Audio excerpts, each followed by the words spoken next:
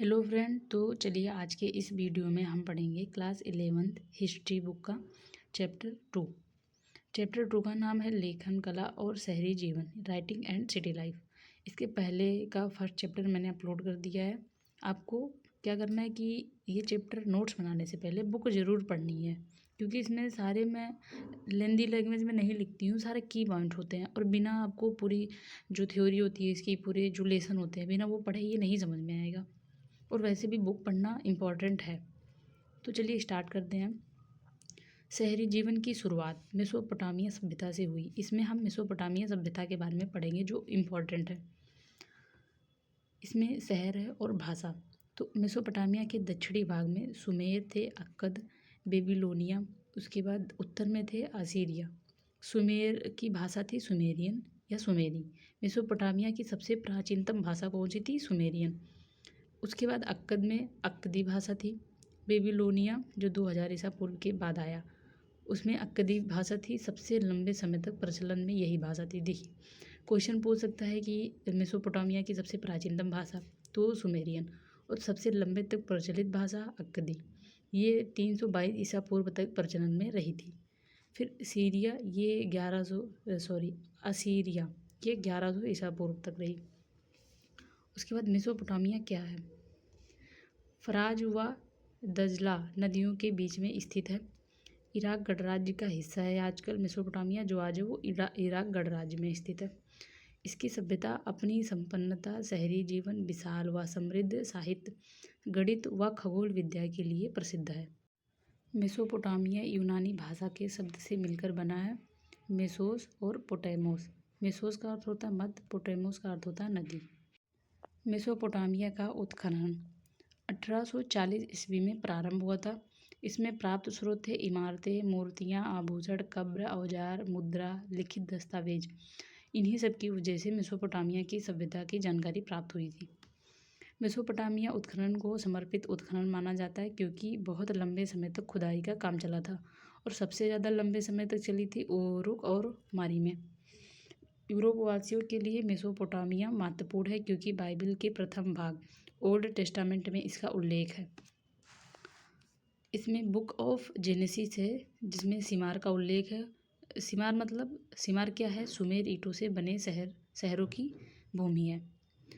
जो old testament है इसमें एक कथा मिलती है, जिस कथा का नाम है जल प्लावन कथा। इस कथा में क्या हुई, पूरी पृथ्वी समुद्र में डूबने वाली थी, तो भगवान ने यानी जीसस ने एक नाव बनाई। उसमें एक व्यक्ति चुना, नोआ नाम था उसका, मनुष्य को चुना। नाव में सभी जीव जंतुओं के एक एक जोड़ी को रखा। जलप्लावन में सब नष्ट हो गया, पर वे जोड़े बच गए जो नाव में थे। इस कहानी के मुख्य पात्र को जीव शूद्र या उतना पिष्टिम कहा जाता है, और इसी कथा को ये लोग सच मानते हैं जो ओल्ड टेस्टामेंट में लिखा गया है।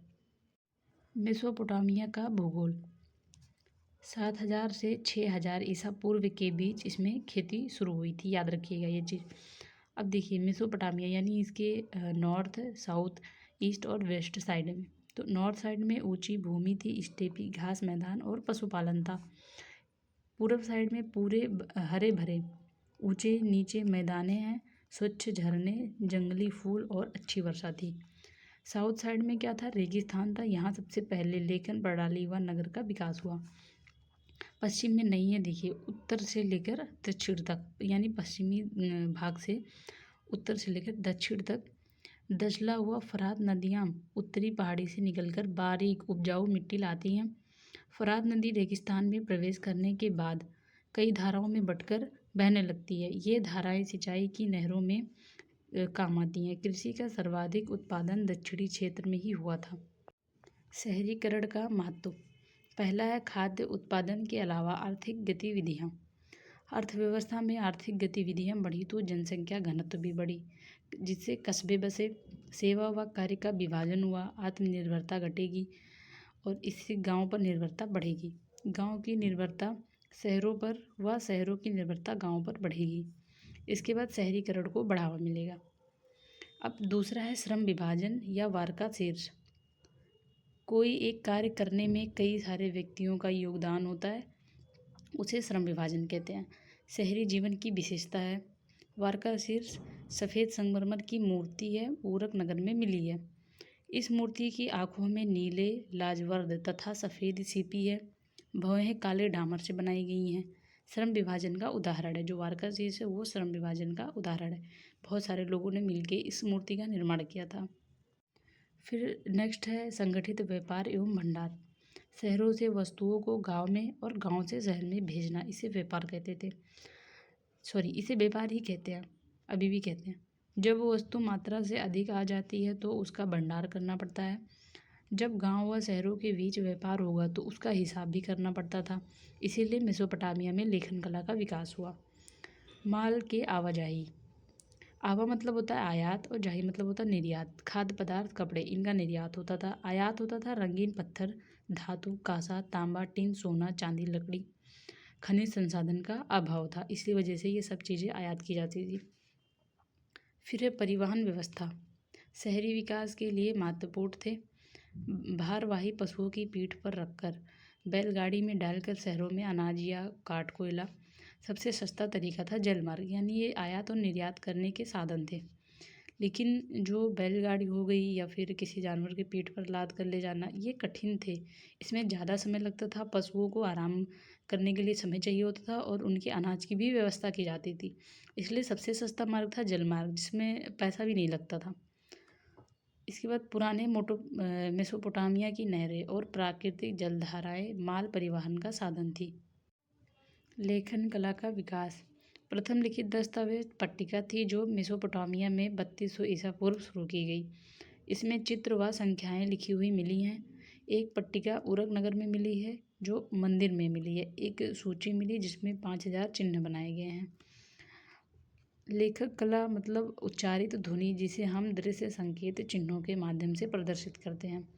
सबसे पहले चित्रकार लिपि आई जो 3200 ईसा पूर्व आई थी। इसके बाद कीलाकार लिपि आई जो 2600 ईसा पूर्व आई। इसमें दो प्रकार होते थे, क्यूनियस और फोरमा। क्यूनियस का अर्थ होता है खूंटी, फोरमा का अर्थ होता है आकार।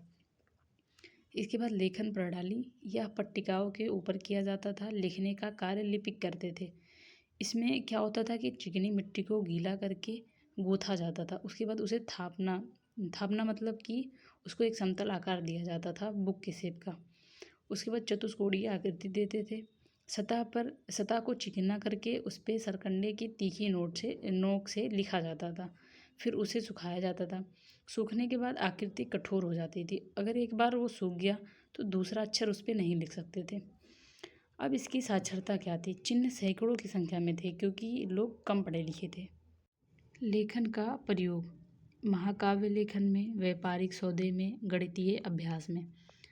उरक शहर के राजा एनमरकर और उनका दूत था अरट्टा की कहानी, यानी एनसीईआरटी बुक में एनमरकर एक राजा थे और उनका दूत अरट्टा। इसकी एक कहानी दी गई है कि पट्टिका पे लेखन कैसे शुरू हुआ। आप बुक में पढ़ सकते हैं इसकी कहानी को। उसके बाद दक्षिणी मेसोपोटामिया का शहरीकरण। 5000 ईसा पूर्व बस्ती का धीरे धीरे निर्माण हुआ। उसके बाद शहर का निर्माण हुआ। 5000 ईसा पूर्व बस्ती का निर्माण हुआ। उसके बाद धीरे धीरे शहर का निर्माण हुआ था। शहर जो मंदिर के चारों ओर विकसित हुए और दूसरा शहर जो व्यापार के केंद्र के पास विकसित हुए, जिसे मारी पशुचारक क्षेत्र थे। पहले मारी जो है पहले पशुचारक क्षेत्र था, बाद में व्यापारिक केंद्र बन गया था। और उरक नगर ये धार्मिक क्षेत्र थे। बाद में इन्हीं मंदिरों के आसपास में नगर विकसित हुए। मंदिरों के चारों ओर शहरों की स्थापना। प्रारंभिक मंदिर आकार प्रकार। मेसोपोटामिया की बाहरी जातियाँ इन्होंने मंदिर की स्थापना की। पहला ज्ञात मंदिर जो है वो देवालय है, ईंटों का बना है। ये इम्पॉर्टेंट है कि जो पहली मंदिर मिली थी उसका नाम था देवालय। उसका नाम अभी भी देवालय ही है। देवी व देवताओं का निवास स्थान है, जिसमें उर देवता थे जिन्हें चंद्र देवता कहा जाता था, और एक इलाक देवी थी जिन्हें प्रेम व युद्ध की देवी माना जाता है। नेक्स्ट है पूजा का केंद्र बिंदु देवता होते थे। लोग देवी देवताओं के लिए अन्न, दही, मछली लाते थे। आराध्य देव को लोगों के पशुधन का स्वामी माना जाता था। उपज को उत्पादित वस्तुओं में बदलने की प्रक्रिया यहीं की जाती थी। मंदिरों ने धीरे धीरे अपने क्रियाकलाप बढ़ा लिए और शहरी संस्था का रूप ले लिया। अब उसके बाद व्यापार में ज़मीन और पानी के झगड़े शुरू हो गए। इनका मुख्य पेशा था कृषि। तो कृषि, दो तरह की समस्याएं आ सकती थी कृषि में। पहला प्राकृतिक, दूसरा मानवीय।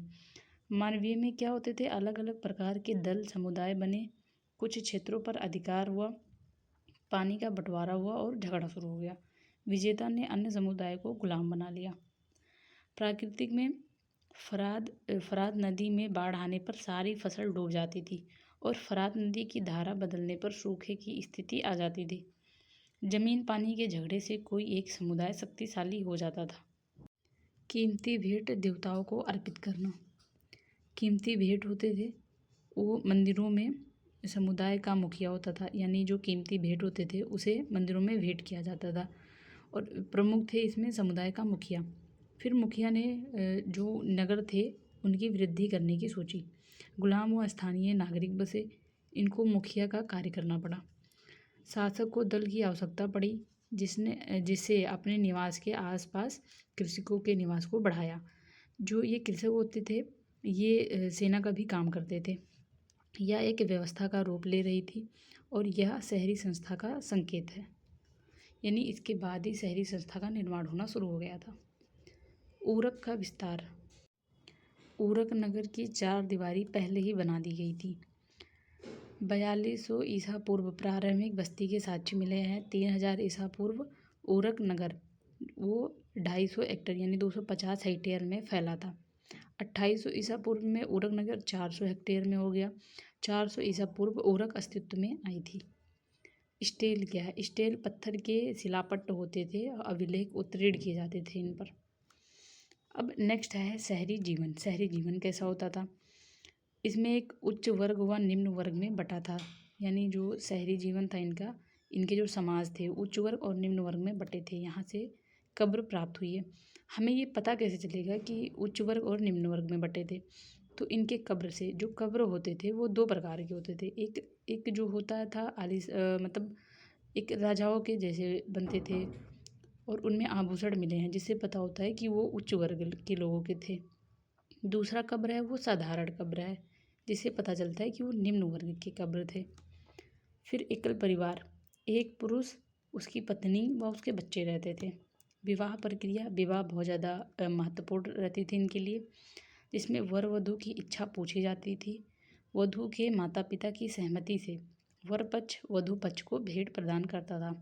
फिर विवाह की रस्में होती थी। दोनों पक्ष उपहार देंगे, एक दूसरे को दोनों पक्ष उपहार देते थे। भोज होता था, देवताओं को भेंट दिया जाता था। सास वधू को लेने जाती थी। वधू को दहेज दहेज को दाय बोलते हैं का हिस्सा देंगे वधू के घर वाले, यानी वधू को भी दहेज का एक हिस्सा देना पड़ता था।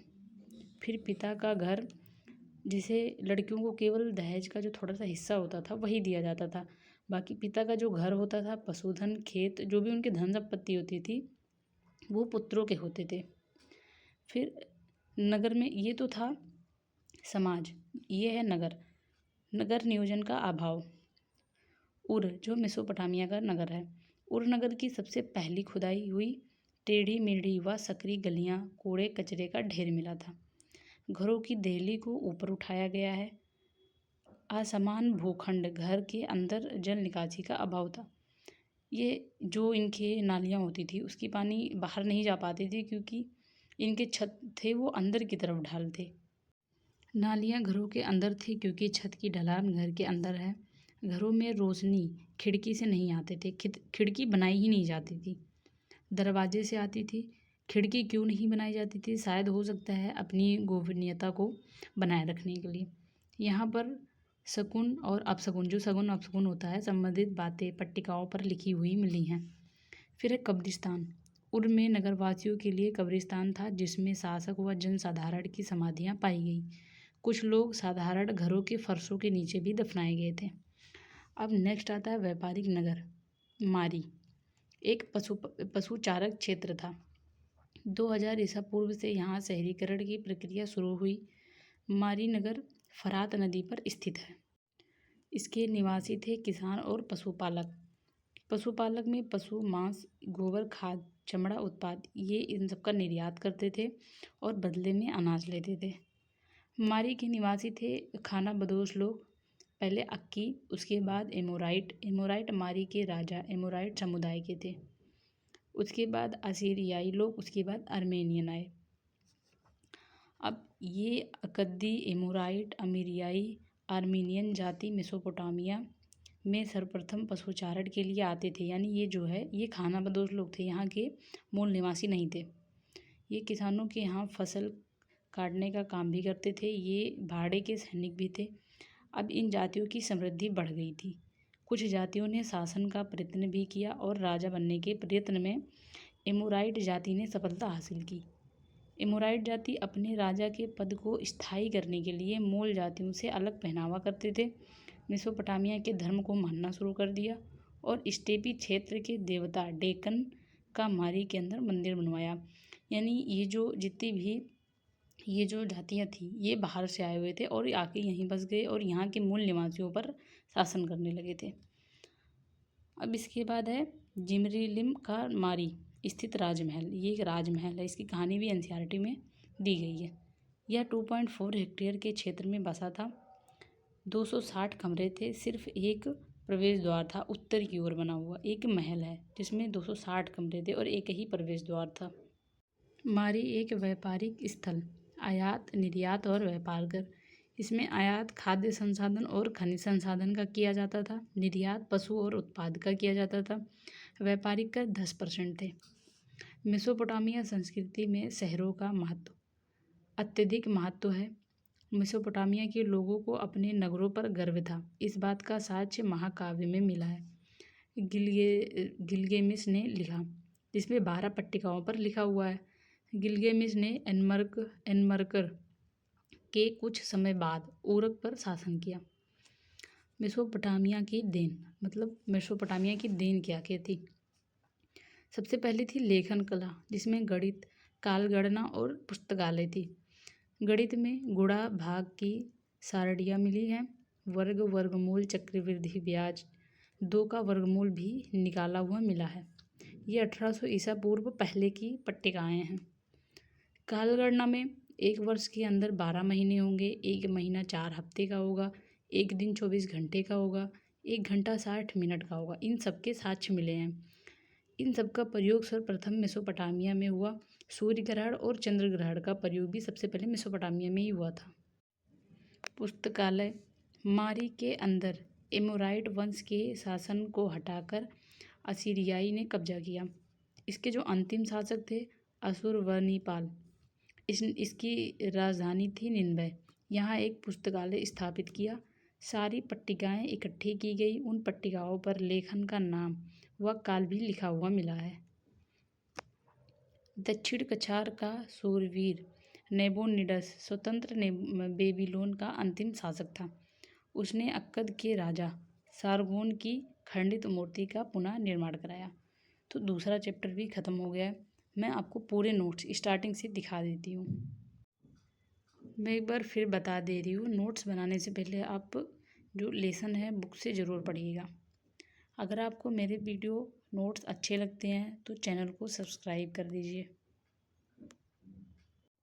वीडियो को शेयर करें और अगर नोट से रिलेटेड कोई भी क्वेश्चन होता है या फिर कोई भी कन्फ्यूज़न है, कुछ चीज़ें नहीं समझ में आती हैं तो आप कमेंट करके पूछ सकते हैं। नोट्स का PDF लिंक डिस्क्रिप्शन बॉक्स में मैं डाल देती हूँ, आप वहाँ से जाके नोट्स ले सकते हैं। अगर आपको PDF ओपन करना नहीं आता है तो मैंने पिछले वीडियोज़ में बताया है कि नोट्स कैसे ओपन होंगे।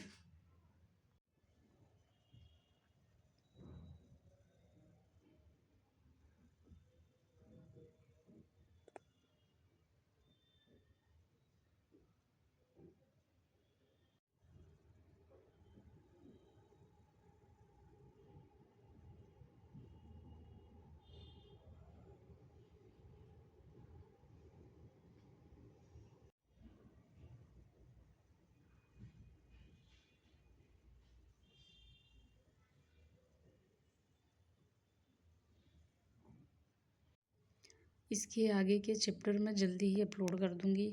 आप चैनल को सब्सक्राइब करें और जिनको ज़रूरत हो उनके पास शेयर भी कर दिया करें।